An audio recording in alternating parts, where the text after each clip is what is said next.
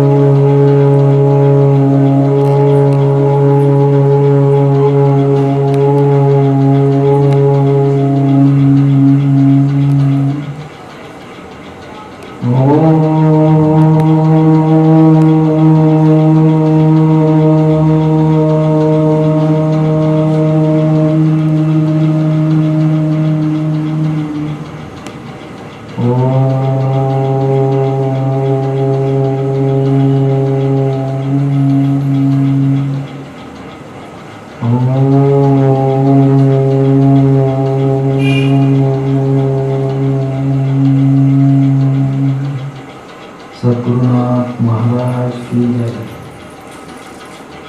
वितर्क विचारानंद स्मितारूपानुभात गमात संप्रज्ञाता। कल के दिन हमने देखा किस प्रकार न्यारे न्यारे हम चित्त के प्रवृत्तियों के ऊपर हम विचार कर रहे हैं। आज का जो दिन है चित्त के परे समाधि का स्वरूप जिसका वर्णन किया जाएगा। वितर्क विचारानंद स्मिता रूपा अनुगमात संप्रज्ञाता। संप्रज्ञात समाधि के लिए चित्त का स्थूल आलंबन अर्थात वितर्क रूप, सूक्ष्म आलंबन के लिए विचार के रूप और सत्व गुण के सुखात्मका के लिए आलंब रूप, आनंद के रूप और मैं ही हूँ ऐसा स्फुरन आलंबनार्थ अस्मिता के रूप तथा चारों के स्वरूप जो स्वरूप श्री गुरु चित्त की तदाकारता योगों के सवितर्क सविचार सानंद और सास्मित इस प्रकार की चार प्रकार की संप्रजात समाधियों का वर्णन इस प्रवचन में कहा जाता है। संप्रजात समाधि के लिए चित्त का स्थूल आलंबन जिसका वितर्क रूप होता है अस्मिता मैं ही हूँ इस प्रकार के चार प्रकार की समाधियों का आज वर्णन किया जाएगा। अनंत प्रकार की समाधियां। सर्वप्रथम संप्रजात समाधि, जो संप्रजात समाधि जिसके चार प्रकार के आलंब हैं, सवितर्क सविचार, सानंद और सास्मित, इस प्रकार की 4 समाधियों का वर्णन कहा जाता है। अब यहां पर देखते हैं कि किस प्रकार से सवितर्क समाधि का स्वरूप हम देख सकते हैं। अभी आप देखेंगे कि समाधियों का स्वरूप हम किस प्रकार अपने शरीर में प्राप्त करेंगे, अपने अंदर चित्त में प्राप्त करेंगे। हम जब अभ्यास के लिए बैठते हैं, हम अभ्यास के लिए, साधन के लिए, योगासन के लिए जब बैठते हैं, तब हम अतिशय स्थिर, निर्भय और मनोवृत्ति से हम बैठना चाहिए। क्या करना चाहिए? सबसे स्थिर और पूरा शरीर, स्थल जो शरीर है जहां पर हम स्थिरता के लिए बैठे हुए हैं, वहां पर अपना स्थल जो हम योगासन करते हैं, पहली बात तो हम योगासन जब करते हैं तो उसके लिए एक ही स्थल होना चाहिए। हम अलग अलग प्रकार के स्थलों को हम नहीं चुन सकते। जब कोई भी स्थल हम प्राप्त करेंगे तो दोबारा स्थल नहीं बदलना चाहिए। अगर हम मंदिर में समाधि ध्यान करते हैं तो मंदिर में ही स्थान होना चाहिए। अगर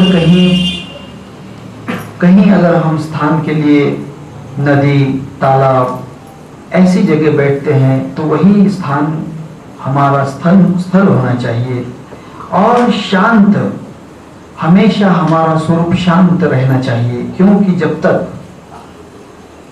तक शांतता नहीं आती है तब तक कोई समाधि प्राप्त नहीं हो सकती है। शांतता के बिना कोई समाधि प्राप्त नहीं हो पाती है। जब तक शांति हमारे चित्त के अंदर प्रवेश नहीं कर पाती तब तक हम किस प्रकार का कोई भी अनुभव नहीं प्राप्त कर सकते। दूसरा, निर्भय अवस्था, कोई प्रकार का डर नहीं होना चाहिए। अब देखते हैं बहुत से समाधि के अंदर बहुत सी साधना करने वाले लोग डरते हैं, कहते हैं कि कहीं सांप आ जाएगा।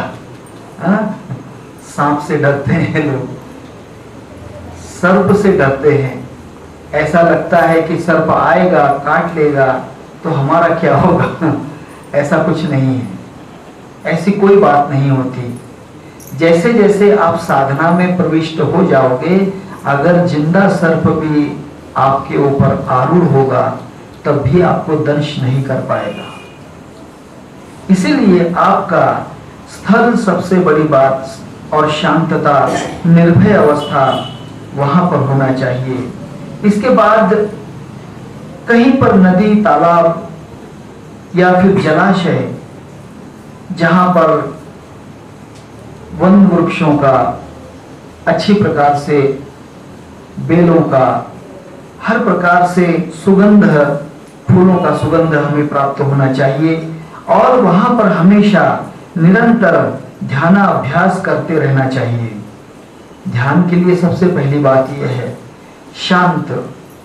कोई पक्षियों की आवाज आती हो तो कोई डरना नहीं है, पक्षियों की आवाज आती हो तो कोई डरना नहीं। जब हम ध्यान के लिए बैठते हैं तो किसी प्रकार से कोई भी डरना नहीं चाहिए, कुछ भी डर नहीं होना चाहिए। इस प्रकार अगर हम तत्व हमारे अंदर शांत, अगर हम एकता जब धारण कर पाते हैं, शांतता जब प्राप्त कर पाते हैं, तब हम घर में भी शांतता प्राप्त कर सकते हैं। ऐसा नहीं है कि हमने घर में ध्यान नहीं करना चाहिए, घर में भी आप ध्यान कर सकते हो, परंतु टीवी, टेप, रिकॉर्ड, सबके अलग अलग प्रकार के वाद्य, इनका कोई भी प्रकार का संकलन नहीं होना चाहिए। आप जब उसका इस्तेमाल करते हो, जब तक ध्यान करते रहोगे तब तक उसका इस्तेमाल जो होता है बंद करना चाहिए। हर प्रकार के वाद्य, संगीत, उसका वाद्य से उसका कोई भी प्रकार का संबंध नहीं होना चाहिए। हाँ, दूसरी बात यह है, अगर आप हल्की सी वीणा सितार, इसका संबंध तुम्हारे चित्त को एकाग्र करने के लिए वीणा सितार, उसका एकदम शांत शांत शांतता से पूरी तरह से उसका मधुर ध्वनि सुनते रहना चाहिए। अगर आप चाहते हो तो, अगर मैं चाहते हो तो फिर कोई बात नहीं।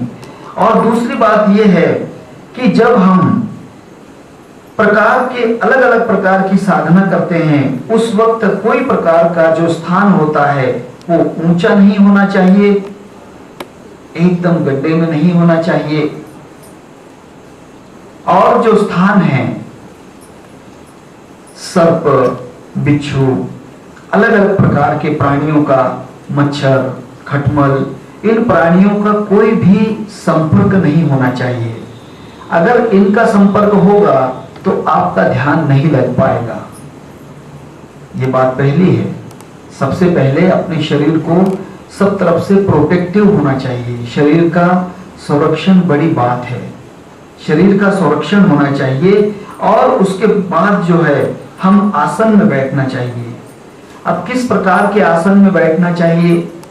पद्मासन, अगर सबसे बड़ी बात है पद्मासन में बैठे तो सबसे बड़ी बात है। फिर सुखासन में बैठ सकते हैं, सहजासन में बैठ सकते हैं, या फिर अगर आपकी इच्छा हो तो अलग अलग प्रकार के आसनों में बैठ सकते हैं। तो परंतु सबसे बड़ी बात यह होती है कि पद्मासन सबसे बड़ा अच्छा साधन है। और दूसरी बात यह होती है कि हम आसन को स्थान करने के बाद हम जब एकाग्रता में, जब हम चित्त एकाग्रता जब स्मरण करते हैं, तब हमारा चित्त कोई प्रकार से विचलित नहीं होना चाहिए। अगर आपको ऐसा लगता है कहीं से कोई चोर आ रहे हैं, कहीं से कोई लुटेरे आ रहे हैं, कहीं कोई हमारा ध्यान के लिए कोई विघ्न आएगा, या फिर छोटे बच्चे अगर हमारे आसपास रहते हैं, तो फिर आपको विघ्न होता जाएगा। विघ्नता के कारण आपका ध्यान नहीं लग पाएगा। और दूसरी बात यह है, इसका अर्थ यह होता है कि हम जो है हर प्रकार की साधना में हम पूर्णतः से एक रूपता हमें साधना होना चाहिए। दूसरी बात, आसन के लिए हमने दर्भासन, दर्भ की घास होती है उसके ऊपर बैठकर आसन करना चाहिए। अगर नहीं होता है तो ऊलन, ऊलन होती है ना, ऊन जिसे कहते हैं, कोई लोग उसे लोकर कहते हैं, उसके ऊपर बैठना चाहिए। अगर न हो तो फिर अच्छी तरह से स्वच्छ धोया हुआ चादर या फिर अपनी धोती, इसे बिछाकर उसके ऊपर आसन से, सुखासन, बिल्कुल शांत मन से बैठना चाहिए। अभी मैं कह रहा हूं, ये जो ध्यान की अवस्था है, ध्यान में जाने के लिए सबसे बड़ी बात यह होती है, इसके लिए जब हम वस्त्र का पूर्णतः से सुखासन के ऊपर हम आसन के लिए बैठते हैं, तब हमें काया शिरोग्रवम, काया जो है हर प्रकार से, एक बात मैं आपको कहता हूं, ये देखिए, ये प्रकार से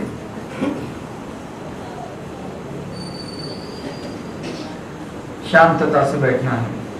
और अगर ऐसा नहीं चाहते हैं तो इस प्रकार बैठ सकते हैं। इस प्रकार से आपको बैठना चाहिए। और बैठने के बाद हमारा जो शरीर है, समम काया शिरोग्रीवम, जो शरीर बिल्कुल शांतता से, क्योंकि हमारा जो मेरुदंड होता है, स्पाइनल कॉर्ड, जो पीछे मज्जा रज्जु के पीछे, मज्जा रज्जु के अंदर स्पाइनल कॉर्ड होता है, वहां पर हमने हर प्रकार से पूर्ण शांतता से बैठना चाहिए। कोई भी प्रकार की चिंता नहीं करना चाहिए और बिल्कुल शांतता से बैठना चाहिए। और दूसरी बात यह है, जब हम शरीर, मस्तक और जो भान है अनैसर्गिक वाद, उसका ख्याल रखना चाहिए। तथा हम कहीं पर भी स्नान करते समय मांडी डालकर मांडी के ऊपर बैठ सकते हो, या पद्मासन, अलग अलग प्रकार के आसनों के ऊपर जब आप ध्यान के लिए बैठोगे तब आपको शांतता स्थिर हो जाएगी, शांतता में आप प्राप्त कर सकते हो ध्यान। तब इसके बाद इसके बाद क्या करना चाहिए, जब हम ध्यान के लिए एकाग्रता से बैठते हैं, अब देखिए 2 प्रकार के मंत्र हैं, मंत्र बाद में आएगा, मैं कहता हूं 2 प्रकार के मंत्र हैं। सो हम 2 प्रकार के मंत्र हैं, मंत्र दोनों एक ही हैं। ओम, मैंने जैसा कहा था ना पहले,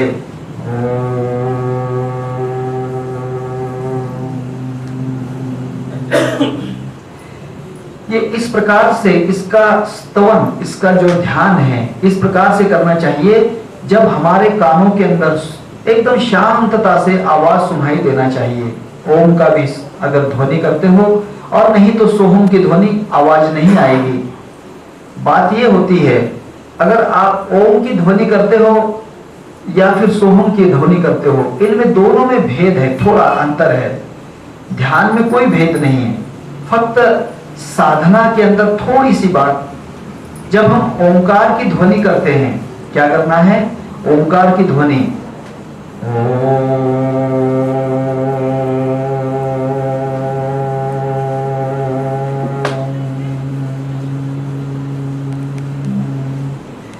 इस प्रकार से, ज्यादा जोर से नहीं कहना चाहिए, नहीं तो बहुत जोर जोर से कहेंगे ओम ओम, ऐसा नहीं करना है।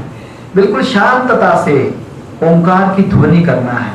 अगर ये नहीं करना चाहते हो, एक बार ख्याल करो, ओम की ध्वनि करोगे तो उसके अंदर भी नाद का ही निर्माण हो जाएगा। अपने अंदर अनहद नाद जो है, अभी आपके बाद में उसका जो उसकी साधना जब कहेंगे तब आपके समझ में आएगी बात। जब आप ओंकार की ध्वनि करते हो, ओंकार की ध्वनि करते हो, तब उसकी बाद में धीरे धीरे धीरे धीरे ओंकार की ध्वनि से आपके अंदर आवाज खुलना शुरू हो जाएगी, और तब आपका जो बाहर का आवाज है, बाहर का जो आवाज है अपने आप बंद हो जाएगा। आप कहेंगे कि मुझे आवाज नहीं आ रहा है, कोई चिंता की बात नहीं है। अगर आप ओम की ध्वनि करते हो, बिल्कुल चिंता की बात नहीं। अगर आवाज नहीं आए, तब उसके बाद में धीरे धीरे साधना से आप चित्त के अंदर देखिए, नाभि चक्र में उसका आवाज आता है, नाभि चक्र में मणिपुर चक्र है, यहां पर आवाज आता है। दूसरा आवाज कंठ स्थान में आता है। तीसरा आवाज ब्रह्मरंध्र के ऊपर, ब्रह्मरंध्र में आवाज आता है। 3 प्रकार के नाद होते हैं। नाद जो है 10 प्रकार के नाद हैं, परंतु 3 अलग अलग प्रकार की अवस्थाएं प्राप्त होती हैं। अगर हम मणिपुर चक्र, जो हमारा मणिपुर चक्र है नाभि स्थान के पीछे, अगर मणिपुर चक्र में हम जब साधना करते हो, तब वहां पर आप अलग अलग प्रकार के दृश्य देखने लग जाओगे। एक बात ख्याल करोगे, अलग अलग प्रकार के दृश्य। जब ओम की ध्वनि अंदर से शुरू हो गई, तब आपको अलग अलग प्रकार के नाद सुनाई होंगे।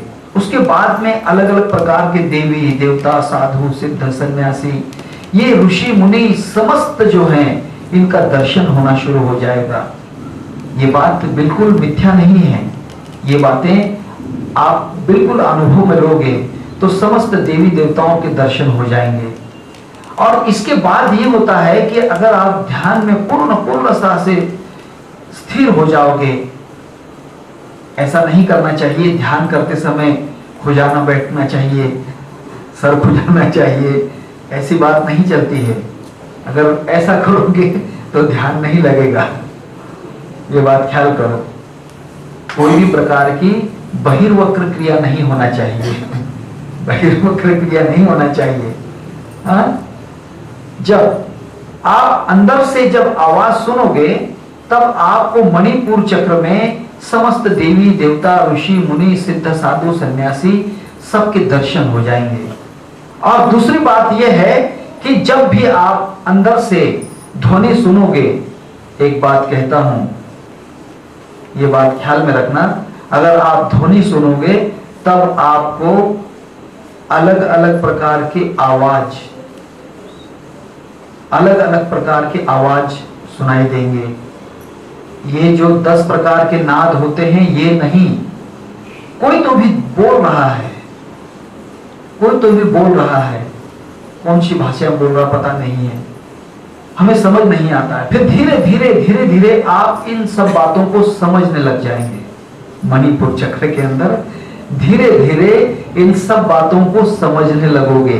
फिर समझ के बाद जब पूरी बात जो होती है, पूरी बात आप धीरे धीरे, अगर आप मराठी हो, हिंदी हो, अंग्रेजी हो, कोई भी भाषा, जब आपकी भाषा जब होती है तब आपकी खुद की भाषा उसे आप दोहराओगे।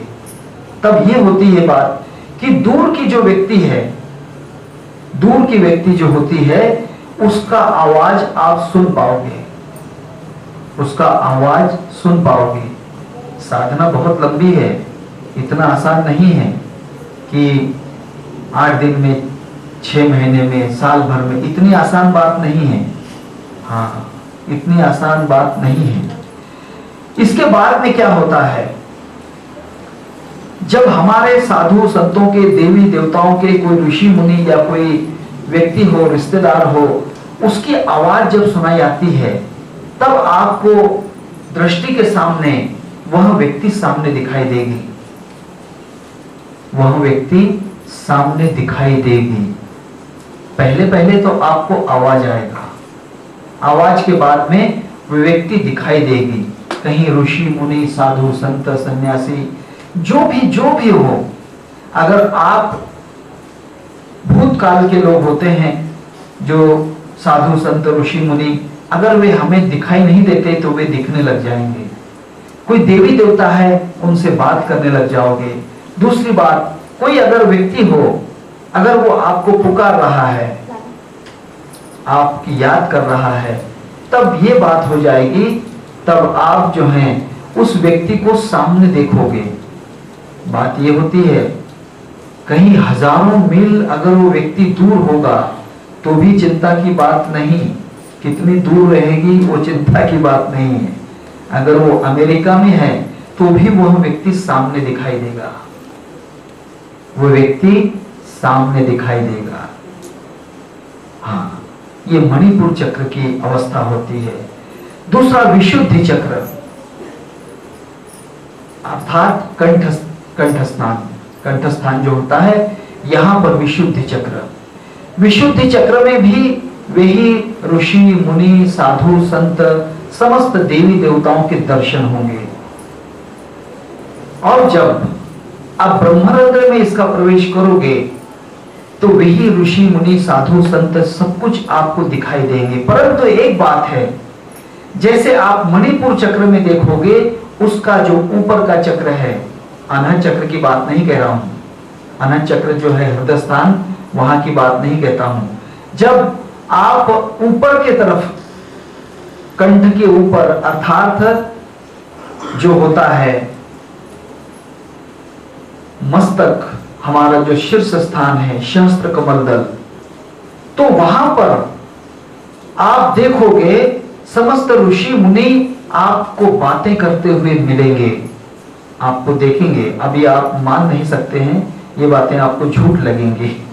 हाँ, ये तो बातें झूठ लगेंगी, परंतु जब तक अनुभव नहीं तब तक बात झूठ है। अनुभव आ जाएगा तो आप कहेंगे कि ये बात सत्य है। तब देखोगे ऋषि मुनि, जितने भी साधु सन्यासी, देवी देवता अगर आपके पास में होते हैं तब वे आपको प्रत्यक्ष दिखाई देते हैं। कोई कोई देवी देवता भोजन करके जाते हैं, कोई कोई ऋषि मुनि, साधु सन्यासी आपसे भोजन करके कोई वस्तु मांगते हैं या फिर आपको कोई वस्तु दे देते हैं।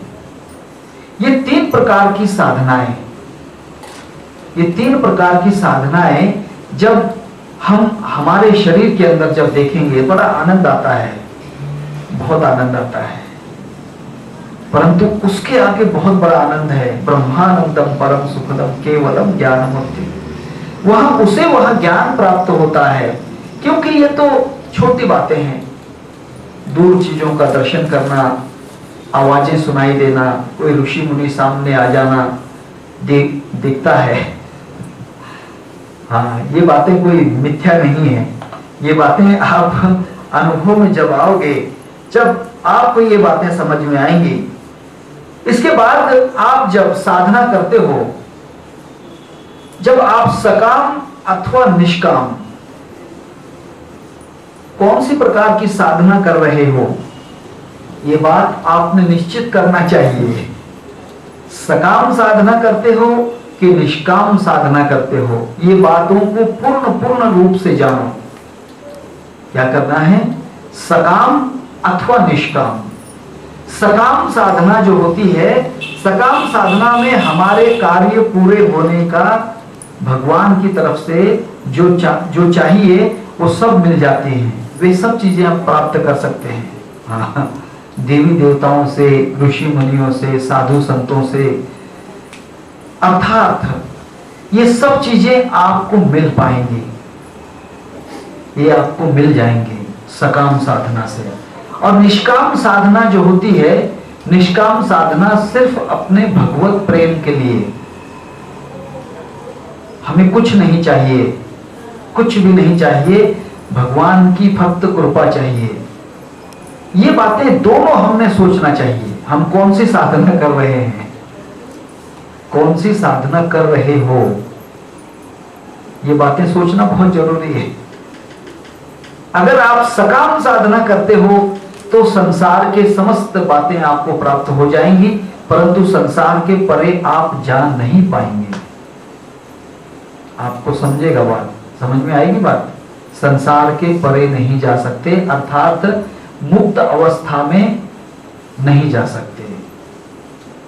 परंतु जो मुक्त अवस्था में जाने की स्थिति है, वह निष्काम साधना के द्वारा ही प्राप्त होती है। अलग अलग प्रकार की साधनाएं, अभी साधनाएं आपको कहूंगा, जो अलग अलग प्रकार की साधनाएं ये जो होती हैं, ये बाद में कहेंगे। तब इसके बाद जो होती हैं बातें, समस्त जो बातें हैं, इस बात का विचार करना चाहिए। हमने सकाम अथवा निष्काम जो साधना है, उसका पूर्ण रूप से हमने विचार करना चाहिए। प्रथम जो जाप जो होता है, प्रथम भगवान का जो स्मरण करते हो, ओम अर्थात या फिर सोहम, दो प्रकार के जाप हैं, कोई भी जाप नहीं। मैं आपसे कोई मंत्र छुपाना नहीं चाहता हूं, मैं कोई साधना छुपाना नहीं चाहता हूं। सिर्फ ये जो बात है, बिना गुरु के कुछ भी प्राप्त नहीं। गुरु बिन मोक्ष न मुक्त है, गुरु बिन मिटे न भरम, हरि राम यूं कहे, गुरु बिन कटे नहीं करम। क्योंकि बिना गुरु के कोई प्राप्ति नहीं है। अगर आप ओम या सोहम की साधना कर लोगे, ऐसा नहीं हो पाता है, ऐसी साधना नहीं है। बिना गुरु के कुछ भी प्राप्त नहीं होता है। तब समस्त साधना जब हम करते हैं, प्रथम नाम का जो है शांतता से वर्णोच्चार करना चाहिए। ओम अर्थात या फिर सोहम, सोहम का जाप करोगे तब उसका जो संबंध है, देखिए ओम का जप कैसे कहा है, मैंने कह दिया आपसे। सोहम का जाप जो नासिका अग्र के द्वारा हमने करते रहना चाहिए। ये बात जो है, नाक से हम जब श्वास लेते हैं, श्वास छोड़ते हैं, तब हम उसके बाद में धीरे धीरे हमारे नाक से उसका घर्षण होना चाहिए। ये बात है सबसे पहली बात। घर्षण पहले दिन नहीं होता है, महीना 2 महीना, जब तक आप उसका अनुभव नहीं लोगे तब तक ये बातें प्राप्त नहीं हो पाती हैं। जब आप उसका अनुभव प्राप्त करोगे, आप उसका अनुभव प्राप्त करोगे, तब आपको उसके अंदर घर्षण महसूस हो जाएगा। सोहम, उसके अंदर आप कहोगे कि पहले मैं मंत्र जाप करता हूं, पहले करता हूं, उसके बाद में फिर जाप नहीं होता। जाप मरे अजपा मरे, अनहद भी मर जाए। क्या कहता है कबीरदास? जाप मरे अजपा मरे, अनहद भी मर जाए, सुरती डोर शब्द में अटकी, उसको काल नहीं खाए। क्या कहता है कबीरदास? जाप मरे, जाप भी ओंकार का जाप जो होता है वो भी मर जाता है, अर्थात उसमें शांतता हो जाती है। या फिर सोहम का भी जाप नष्ट हो जाता है, उसमें शांतता हो जाती है। जाप मरे अजबा मरे, अनहद भी मर जाए, सुरती डोर शब्द में अटकी, उसको काल नहीं खाए। अर्थात तब तक जब तक हम उसके अंदर श्वासोश्वास ले रहे हैं, उसके बाद में जब नासिका के द्वारा घर्षण मात्र होता है, घर्षण मात्र, और जब घर्षण मात्र में हम जब जाप करते हैं, तब उसका जो अनुभव धीरे धीरे उसका अनुभव आना शुरू हो जाएगा। मंत्र जाप करते समय आपने मधुर अथवा वीणा, एक तारी, इन चीजों का अगर आपकी इच्छा हो तो, अगर आपकी इच्छा हो, अगर कहीं किसी के पास टेप रिकॉर्ड हो तो धीरे मधुर वीणा का आवाज सुनाई देना चाहिए। एकदम शांतता से आप उसका वीणा का आवाज सुनते रहोगे, एकदम शांत। ये क्यों करना है, क्यों करना होता है? इसका कारण ये है कि आप जो बाहर के आवाज को सुन नहीं पाते। एक बात है, वीणा से कोई उपयोग नहीं है, परंतु वीणा का साधन ये होता है कि आप बाहर के आवाज में एकाग्रता नहीं होती है, अंदर के आवाज में एकाग्रता हो जाती है। वीणा का अगर या सितार या फिर एक तारी जिसका आप ध्वनि करोगे धीरे धीरे धीरे धीरे, आपको नहीं करना है, पीछे कहीं तो भी ध्वनि स्पंदन होना चाहिए, या फिर अभी तो टेप रिकॉर्ड वगैरह सब कुछ है, तब उसके अंदर उसका नाद धीरे धीरे धीरे धीरे उसका सुनाई होना चाहिए। उसके बाद तब हम अलग अलग प्रकार के जो भगवान का साधन होता है, सबसे बड़ी बात यह होती है, दो प्रकार की साधनाएं हैं, सगुण और निर्गुण। पहले सगुण साधना ही सबसे आसान होती है, निर्गुण साधना में कोई पास नहीं होता है, निर्गुण साधना बड़ी मुश्किल से प्राप्त होती है। पहले सगुण साधना ही सबसे बड़ी साधन है। राम की मूर्ति, कृष्ण की मूर्ति, विठल की मूर्ति, यीशु ख्रिस्त की मूर्ति, गौतम बुद्ध की मूर्ति, महावीर जैन की मूर्ति, या फिर माता जी की, या फिर पिताजी की, या फिर गुरुवर्य, उनकी चित्र या मूर्ति को स्थापन करना चाहिए। धीरे धीरे हमारी आंखों के सामने उसको स्थिर देखते रहना चाहिए। धीरे धीरे धीरे धीरे जब स्थिर देखते हैं, तब धीरे धीरे आपका अंदर की तरफ से मन जो है तो अंतर्मुखी हो जाता है। तब आप क्या करते हो, बाहर का जो चित्र है वो चित्र को अंदर की तरफ देखते हो। एक बार ख्याल कर लेना, कोई भी भगवान का चित्र या फिर गुरु का, माता का या फिर पिता का, ख्याल कीजिए, गुरु, माता, पिता, देवी देवता, साधु, संत, सन्यासी, ऋषि, मुनि, किसी का भी चित्र अपने चित्र के सामने उसका लक्ष्य लगा के रखना चाहिए। एक जैसे लक्ष्य लगा के रखो, तब धीरे धीरे धीरे आपका अंतर्मुखी अवस्था हो जाएगी, तब आपको बाहर का चित्र दिखाई नहीं देगा। क्या होता है, बाहर का चित्र दिखाई नहीं देता है, तब आप धीरे धीरे आप ऐसा लगेगा कि अब मेरी आंखें बंद हो रही हैं। धीरे धीरे आंखें बंद हो जाएंगी। आंखें बंद हो जाएंगी तब आपको उसी परमेश्वर का जो चित्र है वहां भी आंखों के सामने दिखाई देगा। याद रखोगे, इस बात को याद रखना है। पहले सगुण भक्ति जो होती है सबसे बड़ी साधना, एक जगह कहा है कबीरदास जी ने, सगुण की करो उपासना। सगुण मूर्ति जो होती है, सगुण की करो उपासना, निर्गुण का धर ध्यान। सगुण की कर उपासना, निर्गुण का धर ध्यान, सगुण निर्गुण के परे है हमारा स्थान। अभी आप खुद को नहीं प्राप्त करोगे, मैंने आपसे कहा है, हाँ, उस पे खुद का आप अनुभव लेते चले जाओगे। जब तक समाधि के परे असंप्रजात समाधि में रहोगे। 4 प्रकार की संप्रजात असंप्रजात समाधियां रहती हैं।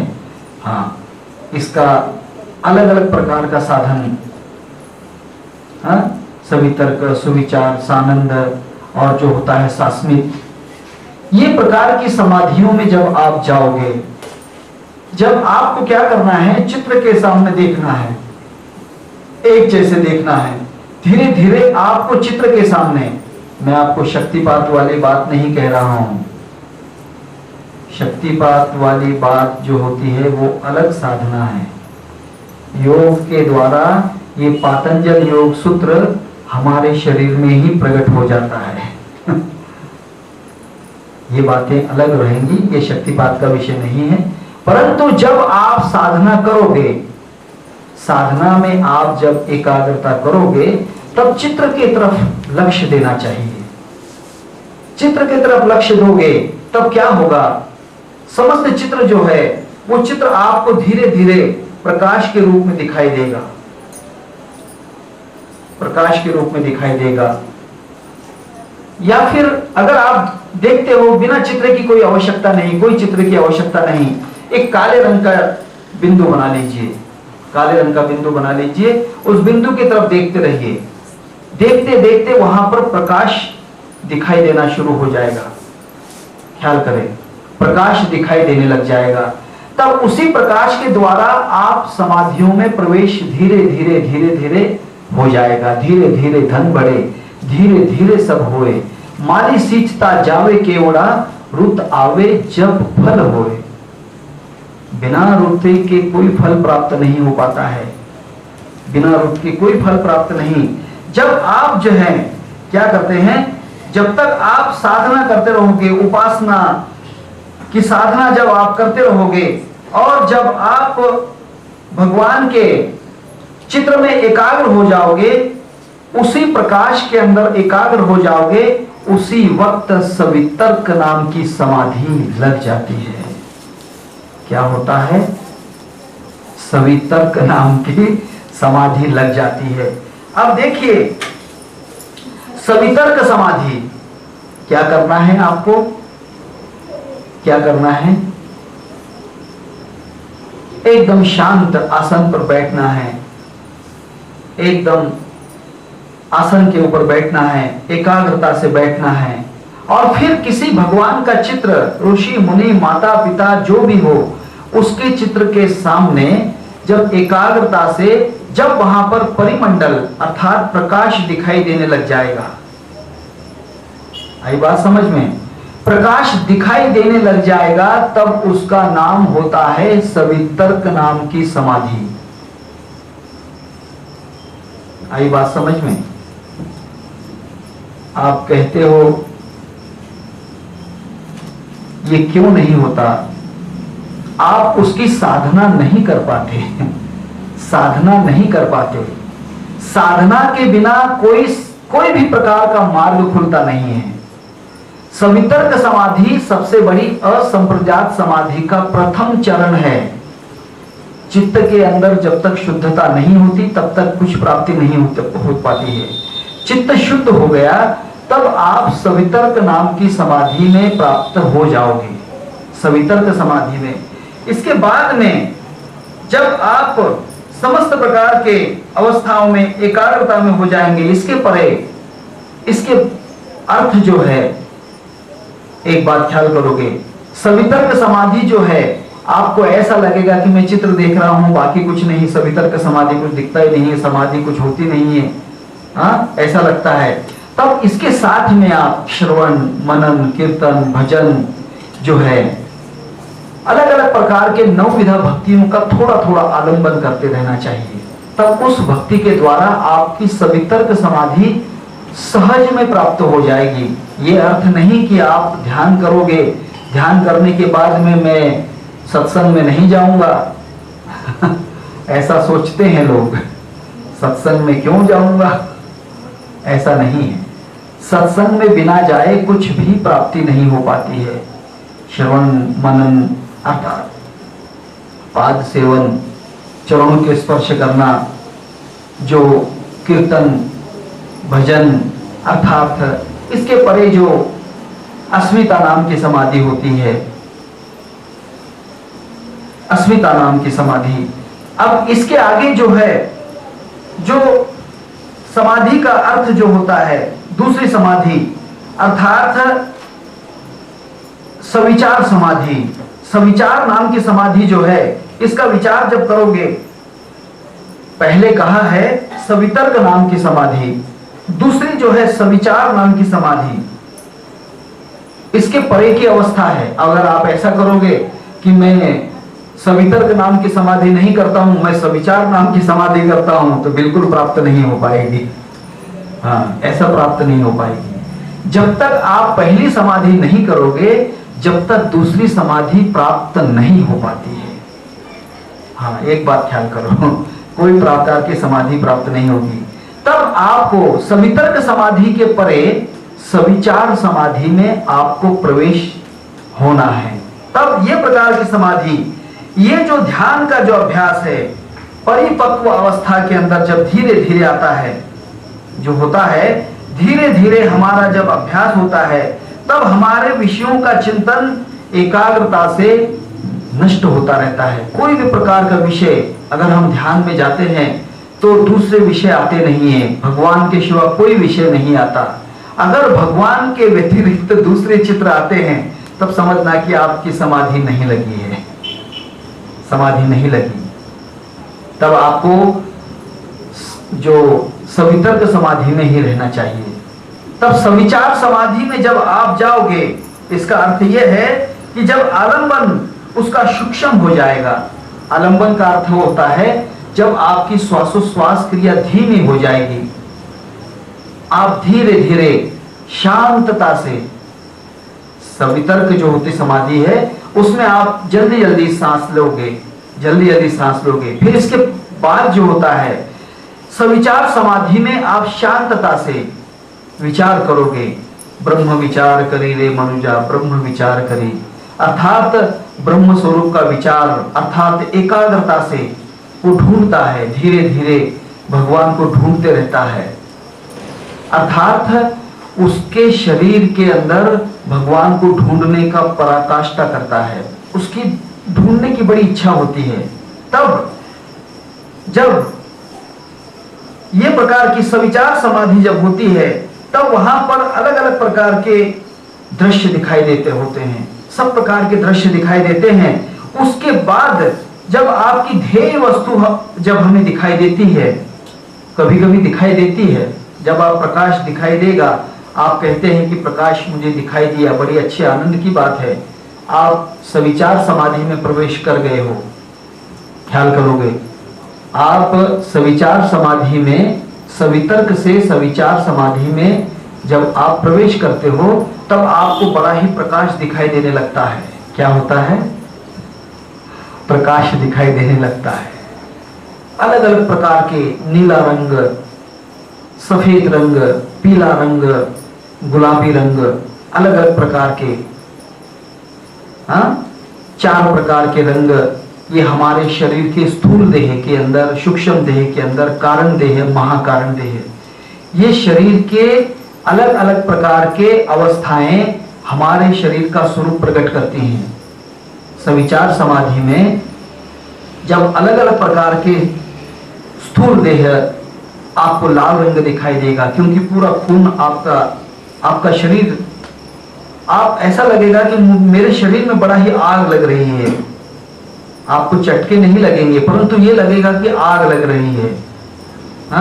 आग लगी बड़ी भारी गगन में, आग लगी बड़ी भारी गगन में, चंदा भी जल गया, सूरज भी जल गया, जल गया 9 लाख तारा, आग लगी बड़ी भारी गगन में, धरती जल गई, आकाश जल गया पवन पसारा, आग लगी बड़ी भारी गगन में, ब्रह्मा जल गया, विष्णु जल गया शंकर भोला, आग लगी बड़ी भारी गगन में, आग लगी बड़ी भारी गगन में, तुम भी जल गए, हम भी जल गए, जल गया दास कबीरा।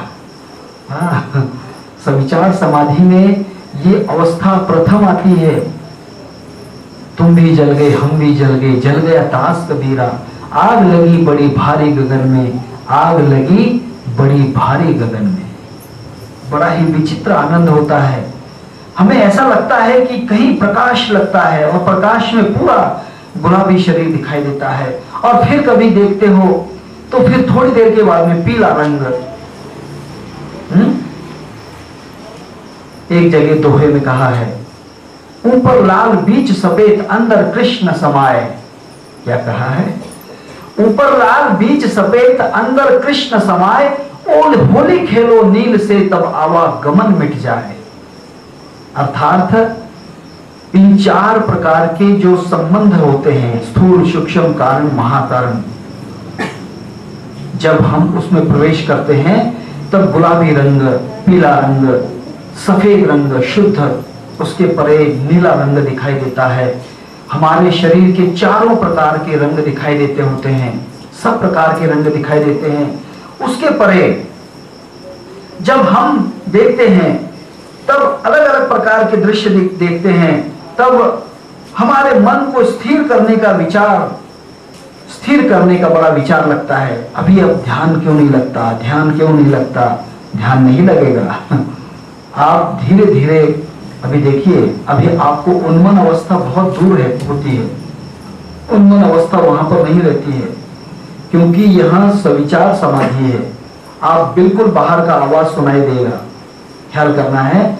जब तक आप समाधि में रहोगे, सवितर्क और सविचार समाधि में रहोगे, तब तक आपको बाहर का आवाज सुनाई देगा। आपको ऐसा लगेगा कि बैंड बज रहे थे, मुझे क्यों सुनाई दिया, हाँ? ऐसा लगता है ना आपको, परंतु आप समाधि में ही रहते हो। अभी बहुत से ध्यान करने वाले जो शिष्य होते हैं, अभी उनको लगता है कि मुझे आवाज क्यों सुनाई दे रहा है। बाबा, जब तक आप 4 देह के अंदर हो तब तक आपको आवाज सुना ही देगा ही, ये सुनाई देना ही पड़ेगा। जब आप इसके परे निकल जाओगे, उन्मन अवस्था में चले जाओगे, तब आप उन्मनी संयोगे गोसावी विराजे चहु देहांचे ओझे निवारुनी। 4 देह जो होते हैं, इनको छोड़कर जब उन्मनी अवस्था में प्राप्त होता है, ख्याल करना है महाराज, उन्मनी अवस्था होती है। उन्मनी संयोगे गोसावी विराजे, मतलब हमारा जो आत्मा है वो दिखता है। चहु देहांचे ओझे निवारोनी, तब क्या करना पड़ता है, सोहम अस्मि चे छंदे परिपूर्ण विज्ञान है खुन जेथे नाही। तब ये बात होती है, तब आप ये बातें नहीं विचार नहीं करना चाहिए कि मुझे आवाज क्यों सुनाई आता है, बाहर का आवाज क्यों नहीं, हमें अंदर ही अंदर आना चाहिए। ऐसा नहीं होता है। जब तक आप 4 देह के पार नहीं जाते, तब तक आपको आवाज सुनाई आएगा ही। क्या होता है, आवाज जरूर सुनाई आएगा, ये बात ख्याल करना है। इसके परे जब आप स्थिरता के अंदर, भगवान की मूर्ति जब होती है, आवश्यकता जो होती है, उसकी मूर्ति की आवश्यकता नहीं हो पाती है। साधक के अंदर सवितर्क समाधि के परे जब हम भगवान की मूर्ति, उसको हमारे चित्त में धारण करते हैं, सविचार समाधि में जब होता है, जब तक सवितर्क समाधि में समस्त देवी देवताओं के चित्र देखते हैं, सविचार समाधि में हमारे अंदर ही ये सब प्रकार के चित्र हमें दर्शन देते हैं। क्या होता है, समस्त देवी देवता हमारे अंदर होते हैं। जब हम किसी राम की मूर्ति देख रहे हैं, तब राम की मूर्ति हम बाहर नहीं देखते, अंदर देखते हैं। तब आपकी सविचार समाधि के अंदर आप प्रकट हो चुके हैं, सविचार समाधि आपको लग रही है। तब इसके बाद आप समाधि के अंदर सविचार समाधि में जाते हो। इसके बाद ध्यानाभ्यास जो होता है, जैसा जैसा ध्यान का अभ्यास होता है, वैसे वैसे उसका व्यापार जो होता है, शरीर का व्यापार, अर्थात शरीर की क्रियाएं, शरीर की जितनी क्रियाएं हैं, ये शांत धीरे धीरे होते रहेंगे। अलग अलग प्रकार की क्रियाएं धीरे धीरे शांत हो जाएंगी। इसके बाद जब आप अलग प्रकार के ध्येय अवस्था में रहते हैं, तब आप सविचार समाधि के अंदर आप सानंद समाधि में प्रवेश करते हो, अर्थात सानंद समाधि। जब आप सवितर्क समाधि, चित्र देखने के बाद, मूर्ति देखने के बाद, इसके परे जब आप प्रवेश करते हो, जब समस्त चित्र हमारे शरीर में देखते हैं तब आप सविचार समाधि में रहते हो। क्या होता है? सविचार समाधि। इसके परे जो होता है इसे आनंद समाधि कहते हैं। क्या होता है? आनंद समाधि। आनंद समाधि में बड़ा ही आनंद आता है। हाँ, अब देखते हैं इतना आनंद, इतना आनंद, इकडे तिकडे चोही कडे। हाँ, आनंद ही आनंद गडे, इकडे तिकडे चोही कडे। समस्त समस्त आनंद आनंद, दूसरा कुछ नहीं दिखाई देता है। अगर आप सांप भी पकड़ लोगे, जिंदा सांप पकड़ लोगे तो उसे ऐसा लगेगा कि सर्प नहीं है, ये बड़ी अच्छी चीज है। आप सर्प से डरोगे नहीं। हाँ, ख्याल करोगे, आप सर्प से डरोगे नहीं। तब ये होता है, तब आप आनंद समाधि में प्रवेश करते हो। तब जब आप इसके अंदर प्रवेश करते हो, जब धीरे धीरे क्या होता है, आनंद विर्भाव, अब आनंद विर्भाव जो होता है, आनंद की अवस्था में प्रवेश करता है, तब पूर्वोक्त अलग अलग प्रकार की समाधियों के बाद हम अलग अलग समाधियों का आनंद जो होता है उसकी लहर चित्त में प्रकट दिखाई देती है। अलग अलग प्रकार के आनंद, ख्याल कीजिए, अभी आप बहुत से लोग ध्यान में रहते हैं। ख्याल कीजिए, अगर आप ध्यान में प्रवेश करते हो तो अलग अलग प्रकार के आनंदों के अंदर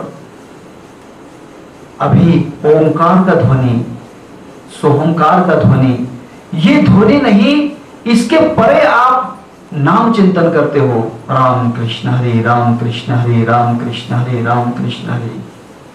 ख्याल कीजिए, या फिर ओम नमो भगवते वासुदेवाय, ओम नमो भगवते वासुदेवाय, या फिर अलग अलग प्रकार के मंत्रों की उच्चारणा बार बार होने लगती है। ये जो अलग अलग प्रकार की उच्चारणा अलग अलग प्रकार की होने लगती है, तब आप, जब इसके बाद में आपको बिल्कुल समस्त बातें आप याद में नहीं रहती हैं, आपको आवाज सुनाई आएगा, कोई आवाज आएगा, परंतु ये बात हो जाएगी कोई आवाज दे रहा है, ठीक से सुना है और फिर नहीं सुना है। बातें सुनते हो परंतु उन बातों पर आपका ख्याल नहीं रहता है। क्या लगता है? आनंद समाधि के अंदर जब आनंद में एकाग्रता जब आ जाती है, तीसरी समाधि, जब आनंद में एकाग्रता होती है, तब अपने धुन में धुन, अपनी धुन, पराई धुन, पाप न पुन, कुछ भी ध्यान नहीं रहता है। हाँ, तब वहां अपने ही धुन में डोलते रहता है।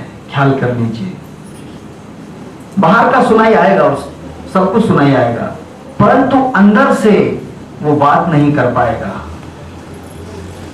ख्याल करोगे?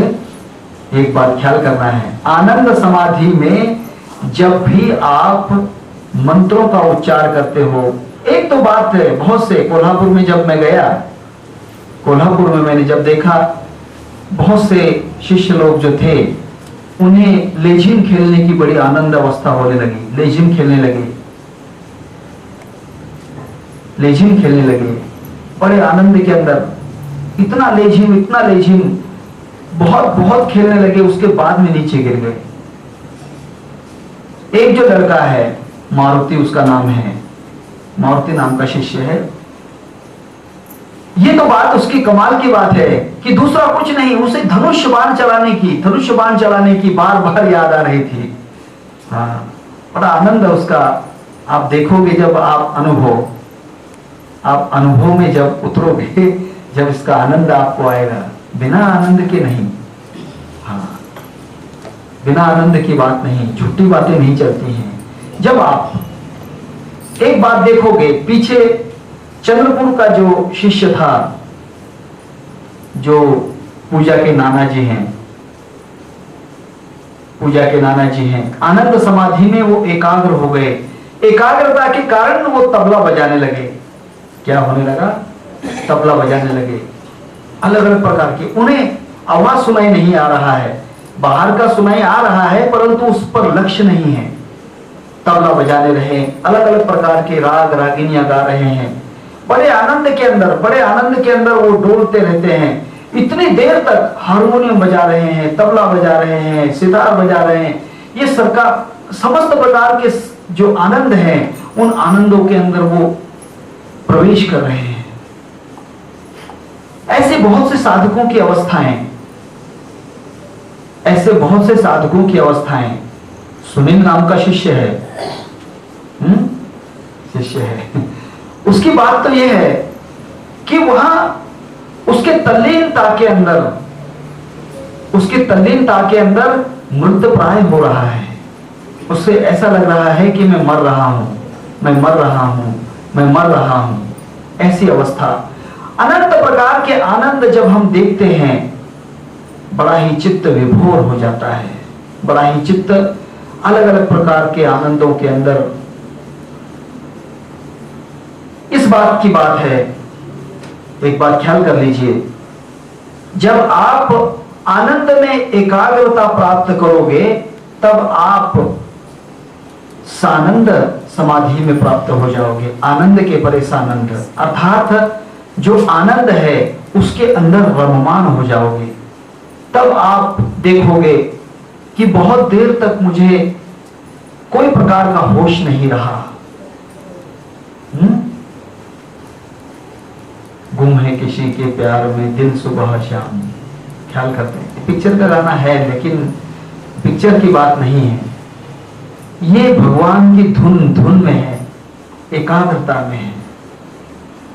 तब ये जो बातें हैं, सानंद समाधि, अर्थात जब तक उसके पास ये अवस्था रहती है आनंद समाधि के अंदर, तब तक ये अवस्थाएं उसे प्राप्त होती हैं। तब कभी कभी क्या होता है आनंद समाधि के अंदर, वो ऐसा सो जाता है कि बिल्कुल उसे कोई प्रकार का होश नहीं रहता,